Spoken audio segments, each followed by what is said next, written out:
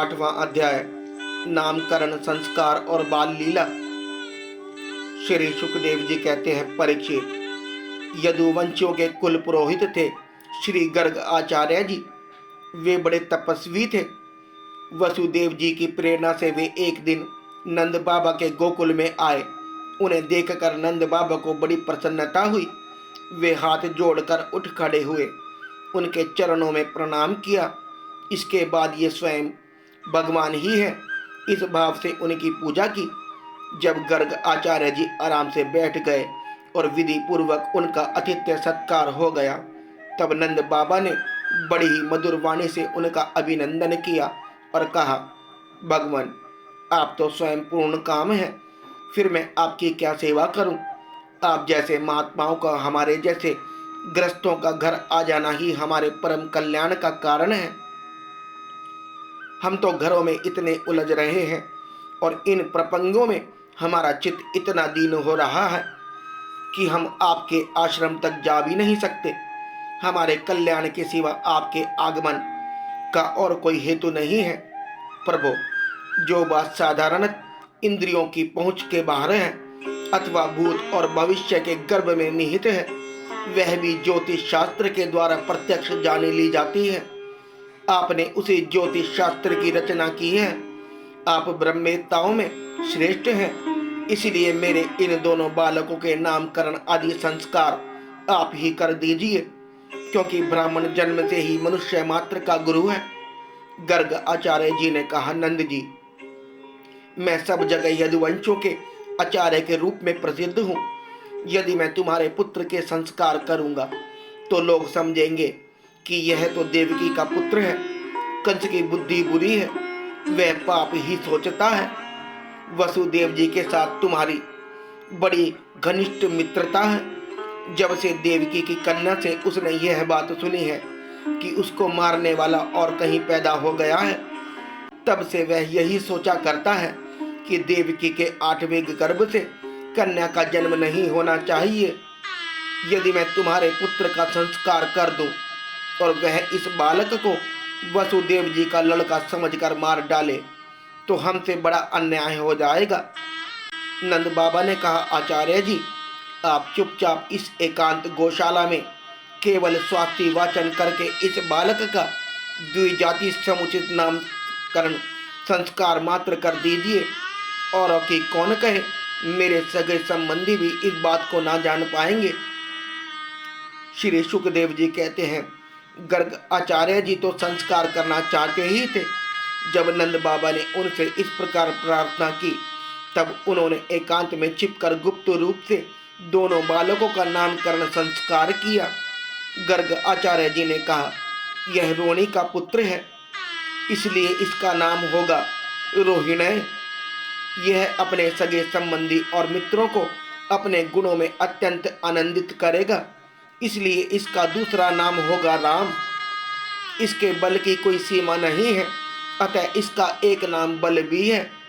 यह यादवों में और तुम लोगों में कोई भेदभाव नहीं रखेगा और लोगों में फूट पड़ने पर मेल कराएगा, इसलिए इसका नाम संकर्षण भी है।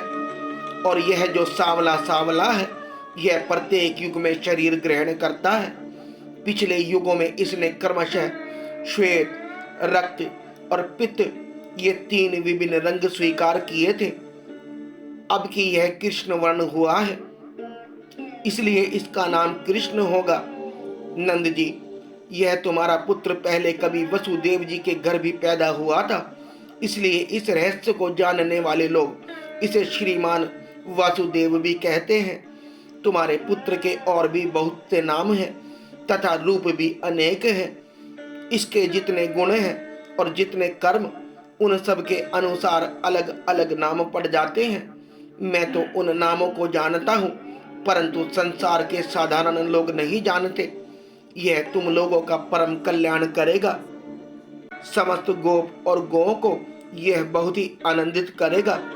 इसकी सहायता से तुम लोग बड़ी बड़ी विपत्तियों को बड़ी सुगमता से पार कर लोगे। व्रजराज, पहले युग की बात है, एक बार पृथ्वी में कोई राजा नहीं रह गया था। डाकुओं ने चारों ओर लूट खसोट मचा रखी थी।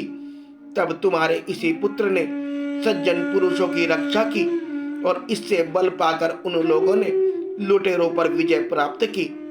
जो मनुष्य तुम्हारे इस सांवले सलोने शिशु से प्रेम करते हैं वे बड़े भाग्यवान हैं। जैसे विष्णु भगवान के कर कमलों की छत्र छाया में रहने वाले देवताओं को असुर नहीं जीत सकते, वैसे ही इससे प्रेम करने वालों को भीतर या बाहर किसी भी प्रकार के शत्रु नहीं जीत सकते। नंद जी चाहे जिस दृष्टि से देखें, गुण में संपत्ति और सौंदर्य में कीर्ति और प्रभाव में तुम्हारा यह बालक साक्षात भगवान नारायण के समान है। तुम बड़ी सावधानी और तत्परता से इसकी रक्षा करो। इस प्रकार नंद बाबा को भली बाती समझाकर आदेश देकर गर्ग आचार्य जी अपने आश्रम को लौट आए। उनकी बात सुनकर नंद बाबा को बड़ा ही आनंद हुआ। उन्होंने ऐसा समझा कि मेरी सब आशाएं लालसाएं पूरी हो गई, मैं अब कृत्य करते हूँ। परीक्षित, कुछ ही दिनों में राम और श्याम घुटनों और हाथों के बल बकैया चल चल कर गोकुल में खेलने लगे। दोनों भाई अपने नन्हे नन्हे पांवों को गोकुल की कीचड़ में घसीटते हुए चलते। उस समय उनके पांव और कमर के घुंघरू रुनझुन बजने लगते। वह शब्द बड़ा भला मालूम पड़ता। वे दोनों स्वयं वह ध्वनि सुनकर खिल उठते। कभी कभी वे रास्ते चलते किसी अज्ञात व्यक्ति के पीछे हो लेते, फिर जब देखते कि यह तो कोई दूसरा है तब झक से रह जाते और डर कर अपनी माताओं रोहिणी जी और यशोदा जी के पास लौट आते। माताएं यह सब देख देख कर स्नेह से भर जाती। उनके स्तनों से दूध की धारा बहने लगती थी। जब उनके दोनों नन्हे नन्हे से शिशु अपने शरीर में कीचड़ का अंगराग लगाकर लौटते तब उनकी सुंदरता और भी बढ़ जाती थी। माताएं उन्हें आते ही दोनों हाथों से गोद में लेकर हृदय से लगा लेती और स्तनपान कराने लगती। जब वे दूध पीने लगते और बीच बीच में मुस्कुरा मुस्कुरा कर अपनी माताओं की ओर देखने लगते तब वे उनकी मंद मंद मुस्कान, छोटी छोटी दतुलियां और भोला भाला मुंह देखकर आनंद के समुद्र में डूबने उतरने लगती। जब राम और श्याम दोनों कुछ और बड़े हुए तब वो व्रज में घर के बाहर ऐसी ऐसी बाल लीलाएं करने लगे जिन्हें गोपियां देखती ही रह जाती। जब वे किसी बैठे हुए बछड़े की पूंछ पकड़ लेते और बछड़े डर कर इधर उधर भागते तब वे दोनों और भी जोर से पूंछ पकड़ लेते और बछड़े उन्हें घसीटते हुए दौड़ने लगते। गोपियां अपने घर का काम धंधा छोड़कर यही सब देखती रहती और हंसते हंसते लोटपोट होकर परम आनंद में मग्न हो जाती। कन्हैया और बलदाऊ दोनों ही बड़े चंचल और बड़े खिलाड़ी थे। वे कहीं हरिण, गाय आदि सींग वाले पशुओं के पास दौड़ जाते तो कहीं धधकती हुई आग से खेलने के लिए कूद पड़ते। कभी दांत से काटने वाले कुत्तों के पास पहुंच जाते तो कभी आंख बचाकर तलवार उठा लेते। कभी कुएं या गड्ढे के पास जल में गिरते गिरते बचते। कभी मोर आदि पक्षियों के निकट चले जाते और कभी कांटों की ओर बढ़ जाते थे। ऐसी स्थिति में वे घर का काम धंधा भी नहीं संभाल सकती थी। उनका चित्त बच्चों को भय की वस्तुओं में बचाने की चिंता से अत्यंत चंचल रहता था। राज ऋषि कुछ ही दिनों में यशोदा और रोहिणी के लाडले लाल घुटनों का सहारा लिए बिना अनायास ही खड़े होकर गोकुल में चलने फिरने लगे। परम सुंदर और परम मधुर अब वे और बलराम अपनी ही उम्र के ग्वाल बालों को अपने साथ लेकर खेलने के लिए व्रज में निकल पड़ते और व्रज की भाग्यवती गोपियों को निहाल करते हुए तरह तरह के खेल खेलते। उनके बचपन की चंचलताएं बड़ी ही अनोखी होती थी। गोपियों को तो सुंदर और मधुर लगती थी। एक दिन सब की सब इकट्ठी होकर नंद बाबा के घर आई और यशोदा माता को सुना सुना कर कन्हैया की करतूत कहने लगी। अरे यशोदा, ये तेरा काना बड़ा नटखट हो गया है। गाय धोने का समय ना होने पर भी यह बछड़ों को खोल देता है और हम डांटती हैं तो उठा उठा कर हंसने लगता है। यह चोरी के बड़े बड़े उपाय करके हमारे मीठे मीठे दही दूध चुरा चुरा कर खा जाता है। केवल अपने ही खाता तो भी एक बात थी, यह तो सारा दूध दही वानरों को बांट देता है और जब वे भी पेट भर जाने पर नहीं खा पाते तब यह हमारे मटकों को ही फोड़ डालता। यदि घर में कोई वस्तु इसे नहीं मिलती तो यह घर और घर वालों पर बहुत खींचता है और हमारे बच्चों को रुला रुला कर भगा जाता है। जब हम दही दूध छीकों पर रख देती हैं और इसके छोटे छोटे हाथ वहां तक नहीं पहुंच पाते, तब यह बड़े बड़े उपाय रचता है।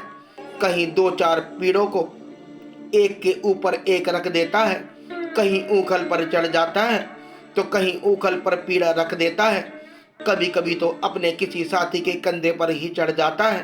तब इतने पर भी काम नहीं चलता, तब यह नीचे से ही उन बर्तनों में छेद कर देता है।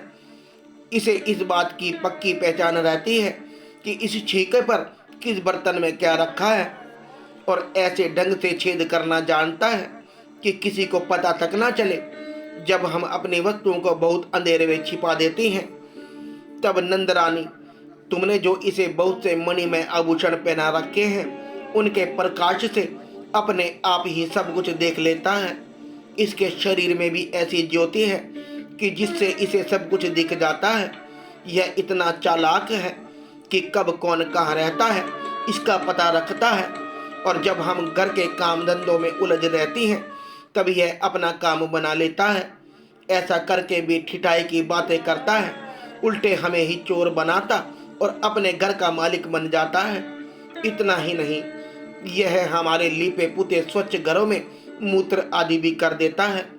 तनिक देखो तो इसकी ओर यहाँ मालूम हो रहा है मानो पत्थर की मूर्ति खड़ी हो।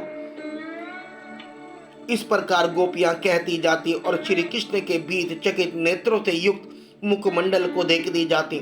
उनकी यह दशा देखकर नंद रानी यशोदा जी उनके मन का भाव ताड़ लेती और उनके हृदय में स्नेह और आनंद की बाढ़ आ जाती। वे इस प्रकार हंसने लगती कि अपने लाडले कन्हैया को इस बात का उलाना भी ना दे पाती, डांटने तक की बात नहीं सोच पाती।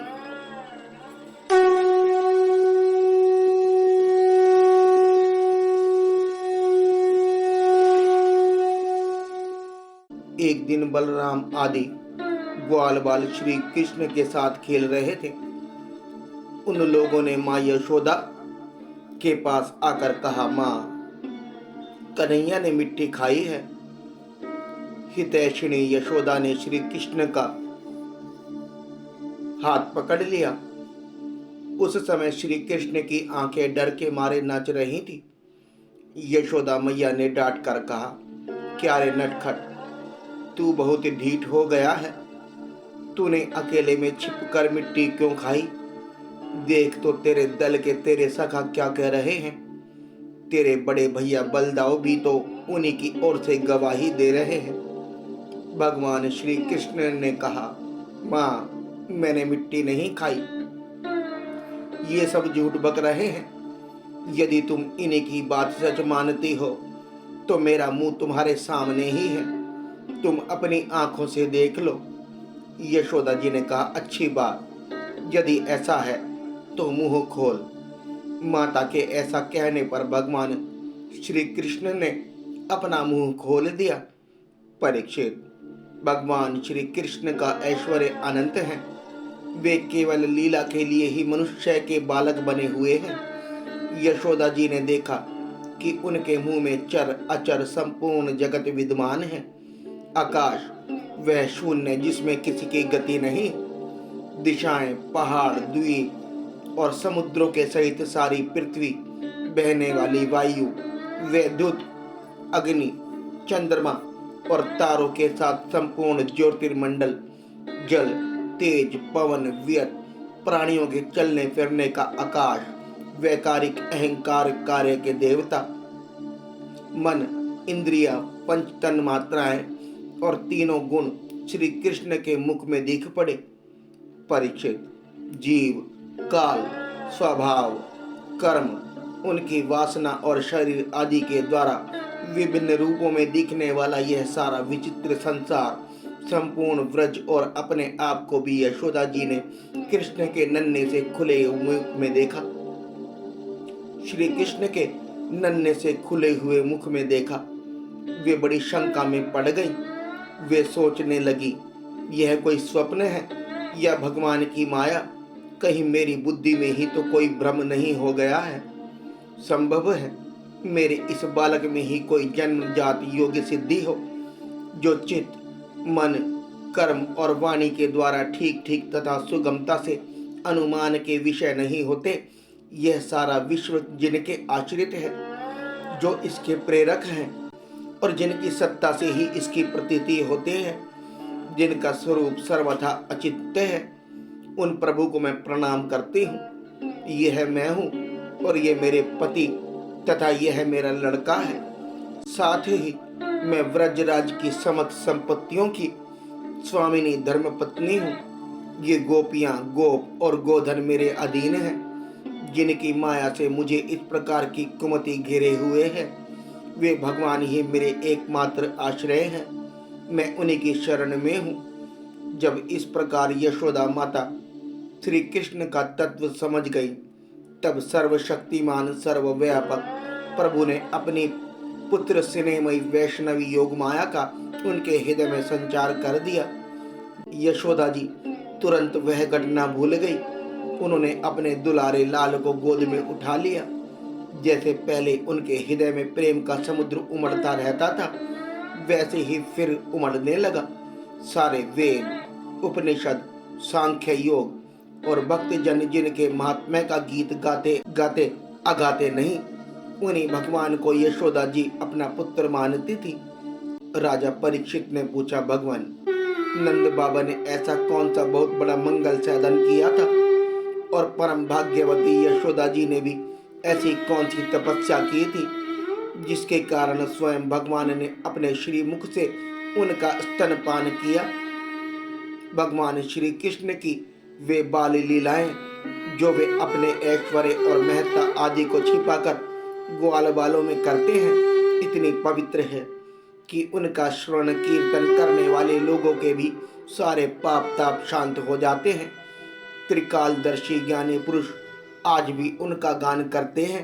वे ही लीलाएं उनके जन्मदाता माता पिता देवकी वसुदेव जी को तो देखने तक को ना मिली, और नंद यशोदा उनका अपार सुख लूट रहे हैं। इसका क्या कारण है? श्री सुखदेव जी ने कहा, परीक्षित, नंद बाबा पूर्व जन्म में एक श्रेष्ठ वसु थे। उनका नाम था द्रोण और उनकी पत्नी का नाम था धरा। उन्होंने ब्रह्मा जी के आदेशों का पालन करने की इच्छा से उनसे कहा, भगवान, जब हम पृथ्वी पर जन्म लें, तब जगदीश्वर भगवान श्री कृष्ण में हमारी अनन्य प्रेममयी भक्ति हो, जिस भक्ति के द्वारा संसार में लोग अनायास ही दुर्गतियों को पार कर जाते हैं। ब्रह्मा जी ने कहा, ऐसा ही होगा। वे ही परम यशस्वी भगवानमय द्रोण व्रज में पैदा हुए और उनका नाम हुआ नंद, और वे ही धरा इस जन्म में यशोदा के नाम से उनकी पत्नी हुई। परीक्षित, अब इस जन्म में जन्म मृत्यु के चक्र से छुड़ाने वाले भगवान उनके पुत्र हुए, और समस्त गोप गोपियों की अपेक्षा इन पति पत्नी नंद और यशोदा जी का उनके प्रति अत्यंत प्रेम हुआ। ब्रह्मा जी की बात सत्य करने के लिए भगवान श्री कृष्ण बलराम जी के साथ व्रज में रहकर समस्त व्रजवासियों को अपनी बाल लीला से आनंदित करने लगे।